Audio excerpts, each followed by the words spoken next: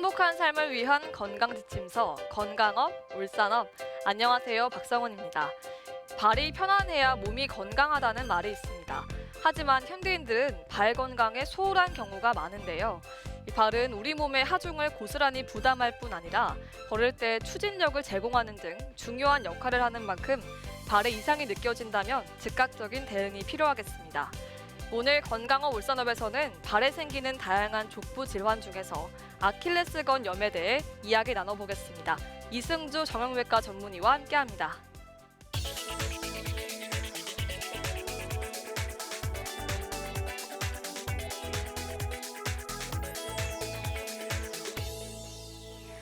네, 선생님, 이 아킬레스건 많이 들어는 봤는데 정확하게 어디에 위치하고 있고 또 어떤 역할을 하는 곳인가요? 아킬레스건은 몸에서 가장 크고 강력한 힘줄입니다. 종아리 뒤쪽의 근육인 장단지근과 가자미근의 힘줄이 모여서 하나의 힘줄을 이룬 것을 얘기하고 발꿈치 뼈의 뒤쪽에 붙어 있습니다. 수축하게 되면 발바닥을 굽혀 몸을 앞으로 나아가게 하고 달리거나 뛰어오를 때 중요한 역할을 수행합니다. 네, 사실 아킬레스건염이라는 걸 인지하기가 쉽진 않을 것 같습니다. 보통 내원하시는 분들을 보면 어떤 증상을 호소하시나요? 종아리 아래와 발꿈치 뒤쪽의 통증이 보통 건염의 첫 증상입니다. 질환이 진행되면 가벼운 운동이나 휴식을 취할 때도 통증이 느껴질 수 있고 종아리까지 통증이 생겨 걸을 때 아프게 됩니다. 경우에 따라서 부종과 열감, 종아리에 쥐가 나는 증상이 생길 수도 있습니다. 네, 그러면 아킬레스건염은 왜 생기는 건가요? 아킬레스건염은 아킬레스건의 약한 부분에 미세한 균열이 생겨 염증이 생긴 것을 얘기합니다. 지나친 달리기나 운동 또는 잘못된 운동 방법, 충분하지 못한 휴식 등도 원인이 될 수 있고 평발이나 요족 같은 발의 구조적 문제도 원인이 될 수 있습니다. 아킬레스건염과 통증은 유사하지만 치료법이 달라서 구분이 필요한 질환이 있다고 들었습니다. 어떤 질환인가요?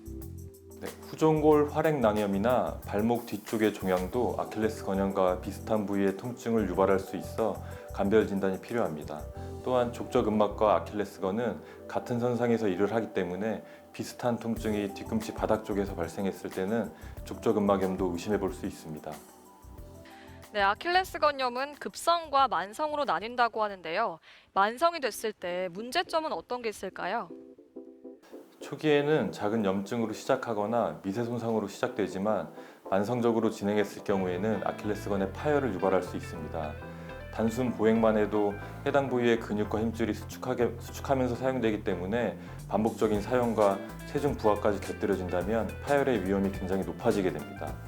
파열로 진행이 되면 수술적 치료와 장기간의 재활까지 필요하기 때문에 아킬레스건염은 초기의 진단에 치료하는 것이 매우 중요합니다. 만성 아킬레스건염이 생기는 걸 방지하기 위해서는 초기 치료가 중요할 텐데요. 치료법은 어떻게 되나요? 정도가 심하지 않다면 약물치료와 운동치료, 물리치료 등을 우선적으로 시행하고 발목 보호대 같은 고정치료로 발목의 움직임을 최소화할 경우 호전을 기대할 수 있습니다. 또한 깔창 등을 이용해서 발 뒤꿈치 부분을 2에서 3cm 정도 높여 아킬레스건의 긴장을 줄여주는 것도 도움이 될 수 있습니다. 최근에는 파동을 통해 조직 재생을 돕고 염증을 줄여주는 체외 충격파 치료도 아킬레스건염 치료에 널리 사용되고 있습니다. MRI 검사상 아킬레스건의 변성이 심하거나 부분 파열 등이 동반된 경우에는 수술적 치료를 요하는 경우도 드물게 있습니다. 네, 그러면 아킬레스건염을 예방하는 방법이 있다면 어떤 게 있을까요? 대표적인 예방법은 아킬레스건에 자극을 주지 않는 것입니다. 그러기 위해선 운동 전후로 충분한 스트레칭으로 발바닥과 발목을 함께 풀어주고 운동을 시작한 후에도 무리한 달리기나 점프 등의 동작은 삼가해야 합니다. 비탈길이나 경사가 심한 길은 피하고 체중도 영향을 미치므로 적절한 체중 관리도 필요합니다. 만약 직업적으로 구두, 안전화 등을 장시간 신고 서 있어야 한다면 틈틈이 스트레칭과 마사지를 통해 피로를 풀어줘야 합니다. 네, 말씀 잘 들었습니다. 평상시 잘 맞지 않은 신발을 자주 신거나 또 갑작스럽게 체중이 크게 증가했다면 발에 가해지는 압력이 높아져서 부상을 입을 가능성이 높습니다. 발목 질환은 통증이 나타나기 전까지는 깨닫기가 어렵기 때문에 평소에 발 상태를 체크하고 병이 악화되는 일이 없도록 하는 게 현명한 방법이겠죠. 오늘도 건강한 하루 보내시고요. 요가 동작 함께 배워보시면서 저는 여기서 인사드리겠습니다. 고맙습니다. 내 몸을 지키는 건강백서, 건강업, 울산업. 안녕하세요, 박성은입니다. 무릎 관절은 우리 몸에서 큰 관절 중 하나면서 복잡하기도 한 부위입니다. 그래서 손상받기도 쉽고 또 다양한 증상이 나타나기도 한다는데요. 혹시 무릎에서 소리가 나면서 통증이 있을 때 대수롭지 않게 넘긴 적 있으신가요? 바로 젊은 층부터 노년층까지 연령대에 관계없이 흔하게 발생하는 질환 중 하나인 반월상 연골 손상 때문입니다. 건강업 울산업 오늘 이 시간에는 반월상 연골 손상에 대한 자세한 정보 알아보겠습니다. 이승주 전문의와 함께합니다.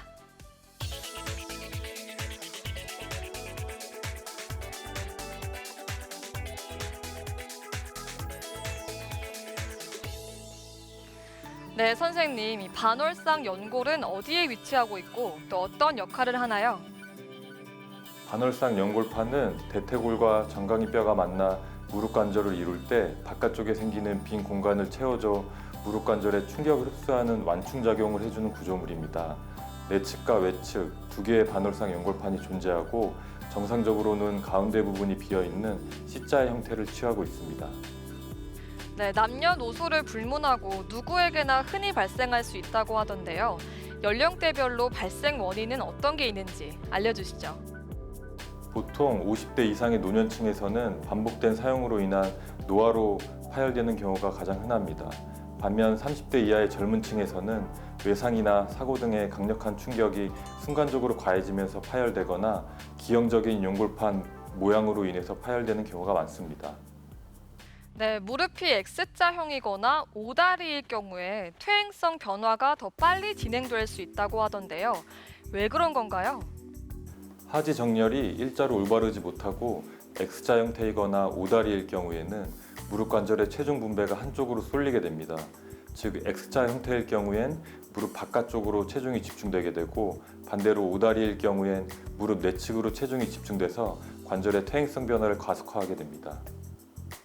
반월상 연골이 손상되면 어떤 증상이 생길 수 있는지 궁금합니다. 연골판 파열의 정도와 크기 또는 모양에 따라서 다양한 증상이 나타날 수 있습니다. 급성기에는 당연히 통증이 있을 테고 무릎에 물도 찰 수 있고 찢어진 조각이 관절 사이에 끼게 되면 무릎 관절의 잠김 증상도 유발할 수 있습니다.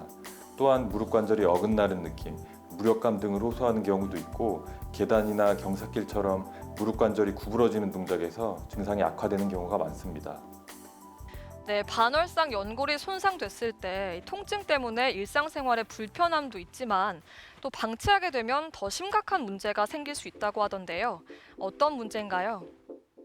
연골판은 자연 치유를 기대하기 어려운 조직입니다.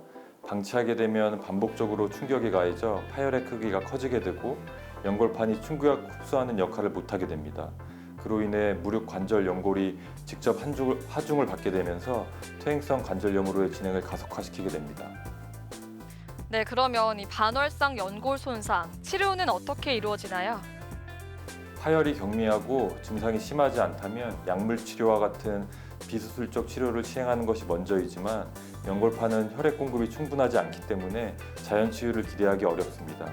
따라서 비수술적 치료만으로는 큰 효과를 볼 수 없는 경우가 많고 파열의 부위나 크기에 따라서 부분적으로 절제해주는 부분 절제술이나 봉합술이 필요한데 이러한 수술은 관절 내시경을 이용해서 진행하기 때문에 절개도 작고 몸에 큰 부담은 가지 않습니다. 네, 마지막으로 반월상 연골 손상을 예방할 수 있는 방법이 있다면 어떤 게 있는지 알려주시죠. 우선 적절한 체중 관리가 중요합니다. 무릎 관절은 면적이 좁아서 체중이 1kg만 늘어도 하중이 많이 증가하기 때문에 체중 관리를 통해 무릎 관절의 부담을 줄여줘야 합니다. 또한 무릎 관절이 과도하게 구부러지는 동작들은 연골판의 손상을 유발할 수 있기 때문에 바닥에 쪼그려 앉거나 무릎을 꿇거나 하는 동작은 피하고 항상 소파에 앉고 의자에 앉아 식사하고 침대에서 자는 이런 식의 서양식 생활이 무릎 건강에는 도움이 될 수 있겠습니다. 네, 말씀 잘 들었습니다. 연골은 자연 재생이 어려운 곳이기 때문에 반월상 연골 손상 진단을 받으셨다면 무리한 운동은 자제하시고 바로 전문의에게 적절하게 치료받는 게 좋겠습니다. 건강업, 울산업 여기까지고요. 요가 동작 함께 배워보시면서 저는 여기서 인사드리겠습니다. 고맙습니다.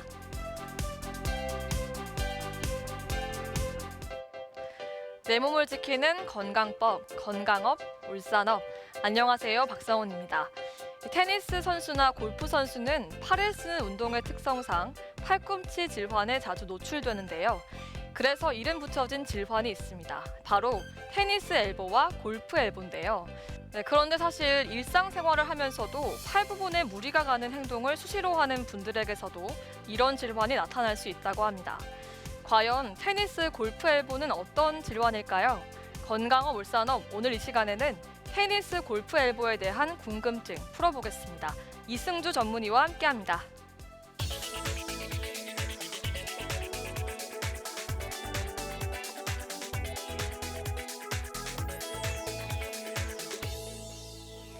네, 선생님, 이 병명에 스포츠 종목 이름이 들어가 있는 게 특이합니다. 그만큼 운동과 연관성이 있다는 얘기일 텐데요. 두 질환은 각각 어떤 질환인가요? 엘보는 팔꿈치 통증의 가장 흔한 원인 질환으로 정식 명칭은 상완골의 상과염입니다. 상완골에는 외측 상과와 내측 상과라고 불리는 뼈가 튀어나온 부분이 있는데 이 부위에 부착하는 힘줄의 염증이나 파열을 흔히 엘보라고 부르게 됩니다. 주로 테니스를 치는 사람한테는 외측의 상과염이 흔하고 골프를 치는 사람한테는 내측의 상과염이 흔해서 각각 테니스 엘보, 골프 엘보라고 부르기도 합니다. 네, 외측이냐 내측이냐에 따라서 이름이 다르게 붙여진 건데 그러면 이 테니스 엘보와 골프 엘보가 생기는 원인도 다른 건가요? 원인이 되는 동작이 다르다고 얘기할 수 있습니다. 테니스 엘보의 경우엔 손목을 손등 방향으로 펴는 근육 동작, 즉 테니스의 백핸드 동작이 반복돼서 원인이 되는 경우가 많고 반면에 골프 엘보는 손가락과 손목을 손바닥 방향으로 구부리는 동작이 원인이 돼서 발생하게 되는 경우가 흔합니다. 네, 테니스를 혹은 골프를 한 번도 쳐본 적이 없어도 생각보다 많은 사람들이 이 질환을 앓고 있다고 하는데요. 그건 왜 그런 건가요?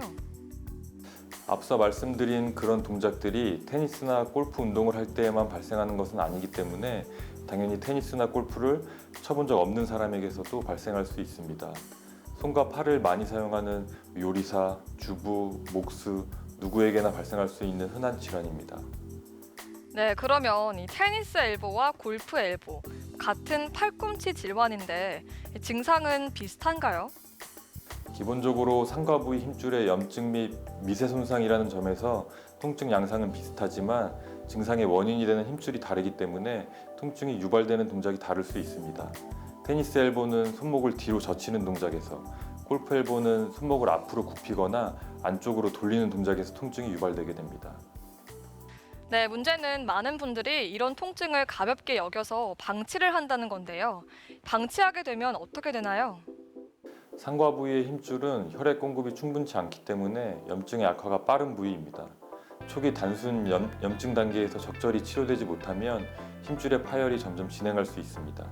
파열이 진행될수록 치료 기간이 길어지고 경우에 따라서 수술적 치료까지 요할 수 있기 때문에 조기에 진단해서 치료하는 것이 매우 중요합니다. 네, 그러면 이 테니스 엘보와 골프 엘보의 치료 방법에 대해서도 설명을 좀 부탁드리겠습니다. 약물 치료, 물리 치료, 체외 충격파, 주사 치료 등 여러 가지 치료 방법이 사용되고 있습니다. 한 가지 방법의 치료만으로는 호전이 쉽지 않고 더디기 때문에 여러 치료를 병행하는 경우가 많습니다.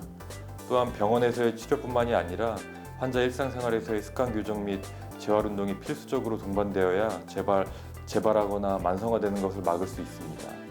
이러한 비수술적 치료에도 호전이 없을 시엔 병변 부위를 직접 제거하는 수술이 필요한 경우도 있습니다. 운동을 쉴 수도 없고 그렇다고 일상생활을 멈출 수도 없을 텐데요. 이 테니스, 골프 엘보를 예방할 수 있는 방법이 있다면 알려주시죠.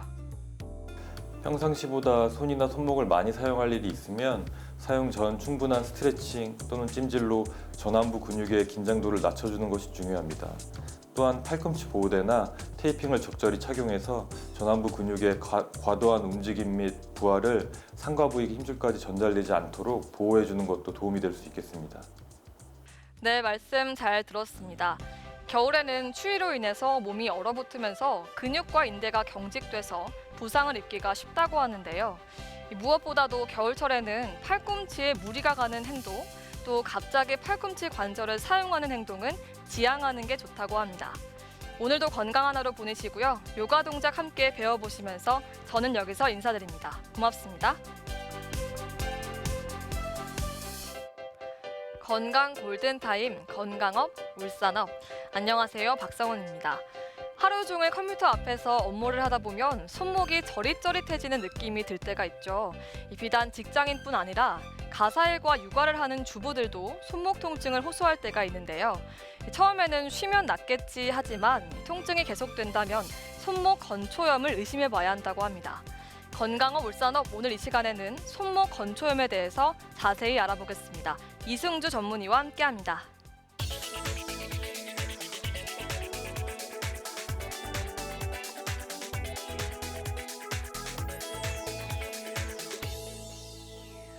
네, 선생님, 이 손목 건초염이라는 게 어떤 질환을 얘기하는 건가요? 먼저 건초라고 하는 것은 힘줄을 싸고 있는 막을 얘기하며 따라서 건초염은 힘줄을 싸고 있는 막에 염증이 생긴 것을 의미합니다.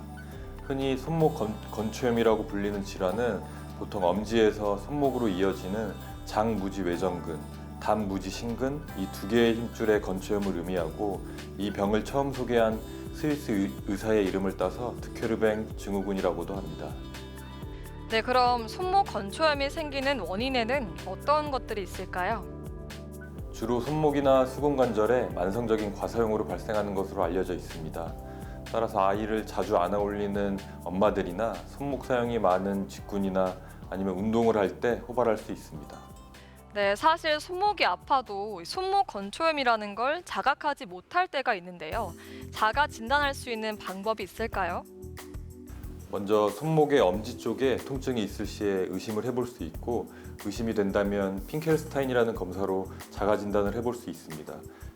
핑켈스타인 검사는 엄지를 나머지 네 손가락으로 쥐은 후에 손목을 손날 쪽으로 구부릴 때 손목의 엄지 부분에 통증이 악화되는지를 확인하는 검사로 이 검사를 통해 통증이 유발될 경우에 손목 건초염 가능성이 높습니다. 네, 특히 손목 건초염이 많이 발생하는 시기나 또 위험군이 따로 있을까요? 최근에는 스마트폰을 많이 사용하는 10대에서부터 육아를 하는 주부들 그리고 직장 생활을 하는 중년층까지 다양한 연령대에서 호발하고 있습니다. 또한 출산 후 근골이 약해진 여성에서 남성보다 3배 정도 더 많이 발생하는 것으로 알려져 있습니다. 네, 이게 주로 엄지 쪽에서 나타난다고 하던데요. 엄지 외에 다른 부위에서도 증상이 생길 수 있을까요? 기본적으로 건초염이라는 것은 신체의 모든 힘줄에서 나타날 수 있습니다. 하지만 엄지 부위의 힘줄이 공간이 좁은 편이기도 하고 다른 손가락들에 비해 엄지의 역할이 크기 때문에 주로 엄지손가락에 제일 잘 발생합니다.